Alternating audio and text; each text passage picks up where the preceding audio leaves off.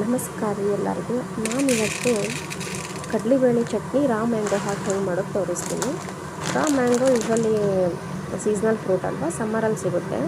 ಇದು ಮಾಡೋದ್ರಿಂದ ತುಂಬ ದೇಹಕ್ಕೆ ತುಂಬ ತಂಪು. ಮತ್ತು ರಾ ಮ್ಯಾಂಗೋ ತಿನ್ನಬೇಕಂದ್ರೆ it is rich in vitamin A, C, antioxidants. So it boost immunity. So ಇದನ್ನು ಚಟ್ನಿ ಜೊತೆ ಹೆಂಗೆ ಹಾಕಿ ಮಿಕ್ಸ್ ಮಾಡ್ಕೊಂಡು ತಿನ್ನೋದು ನಾನು ತೋರಿಸ್ತೀನಿ. ಫಸ್ಟ್ ಒಂದು 4 ಟೇಬಲ್ ಸ್ಪೂನ್ ಕಡಲೆಬೇಳೆ ತೊಗೊಂಡು ಚೆನ್ನಾಗಿ ವಾಶ್ ಮಾಡಿ ಇಟ್ಕೊಂಡು ನೆನೆ ಹಾಕ್ಕೊಂಡಿದ್ದೀನಿ. ನೀವು ಮಧ್ಯಾಹ್ನ ಮಾಡ್ತಿದ್ರೆ ಬೆಳಗ್ಗೆ ನೆನೆ ಹಾಕೋಬೋದು. ಒಂದು 3 to 4 ಅವರ್ಸ್ ಆದರೆ ಸಾಕು, ಚೆನ್ನಾಗಿ ನೆನೆಯುತ್ತೆ. ಆಮೇಲೆ ಒಂದು ಆನಿಯನ್ ತೊಗೊಂಡು ಮೀಡಿಯಮ್ ಸೈಜ್ ಆನಿಯನ್ ತೊಗೊಂಡ್ಬಿಟ್ಟು ಚಿಕ್ಕದಾಗಿ ಕಟ್ ಮಾಡ್ಕೋಬೇಕು. ಚಿಕ್ಕದಾದಷ್ಟು ಟೇಸ್ಟ್ ಚೆನ್ನಾಗಿ ಬರುತ್ತೆ. And it is raw mango, raw onion ಅಲ್ವಾ, ಇದು ಕೂಡ ದೇಹಕ್ಕೆ ತುಂಬ ತಂಪು. ಇಲ್ಲೇನು ಫ್ರೈಡ್ ಏನೂ ಯೂಸ್ ಮಾಡಿಲ್ಲ, ಇಲ್ಲೆಲ್ಲ ರಾನೇ ಯೂಸ್ ಮಾಡಿರೋದ್ರಿಂದ ಇದು ವೆಯ್ಟ್ ಲಾಸ್ ಜರ್ನಿ ಕೂಡ ಹೆಲ್ಪ್ ಮಾಡುತ್ತೆ. ವೆಯ್ಟ್ ಲಾಸ್ ಮಾಡಬೇಕನ್ನೋರಿಗೆ it is rich in fibre also. So ಚಿಕ್ಕದಾಗಿ ಕಟ್ ಇಟ್ಕೊಂಡಿರೋ ಆನಿಯನನ್ನು ತೆಗೆದಿಟ್ಕೊಳ್ಳಿ.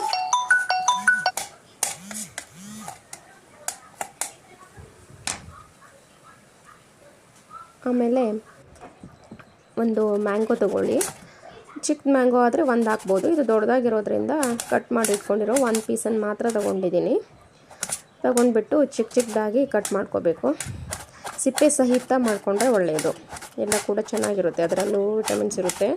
ಸೊ ಚಿಕ್ಕದಾಗಿ ಕಟ್ ಮಾಡಿ ಇಟ್ಕೊಂಡು ತೆಗೆದಿಟ್ಕೊಂಡಿದ್ದೀನಿ. ಆಮೇಲೆ ಸೋಕ್ ಮಾಡಿರೋಂಥ ಚೆನ್ನ ದಾಲನ್ನ ಮಿಕ್ಸಿ ಜಾರ್ಗೆ ಹಾಕ್ಕೊಳ್ಳಿ.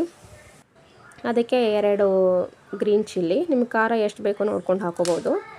ಜಾಸ್ತಿ ಖಾರ ತಿನ್ನೋರಾದರೆ ಜಾಸ್ತಿ ಹಾಕೋಬೋದು. ನಾನಿಲ್ಲಿ 2 ಗ್ರೀನ್ ಚಿಲ್ಲಿ, ಸ್ವಲ್ಪ ಕರಿಬೇವು ಸೊಪ್ಪು, ಆಮೇಲೆ ಸ್ವಲ್ಪ ಜೀರಿಗೆ, ಮತ್ತು ಒಂದು 2 ಟೇಬಲ್ ಸ್ಪೂನ್ ಆದರೆ ಸಾಕು ಜೀರಿಗೆ.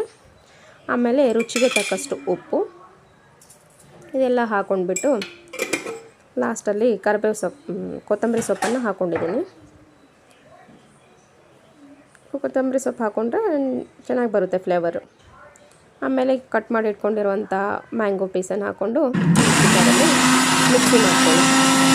ಇನ್ನು ಫೈನ್ ಇರಬಾರ್ದು, ಇದು ತರಿ ಆಗಿದ್ದರೆ ಸಾಕು. ಒಂದು 2-3 ರೌಂಡ್ ಆದರೆ ಸಾಕು. ತರಿಯಾಗಿರಬೇಕದು, ಫುಲ್ಲು ಉದುರಾಗಿ ಇರಬಾರ್ದು, ಫುಲ್ ಫೈನ್ ಪೌಡ್ರ್ ಥರನೂ ಇರಬಾರ್ದು.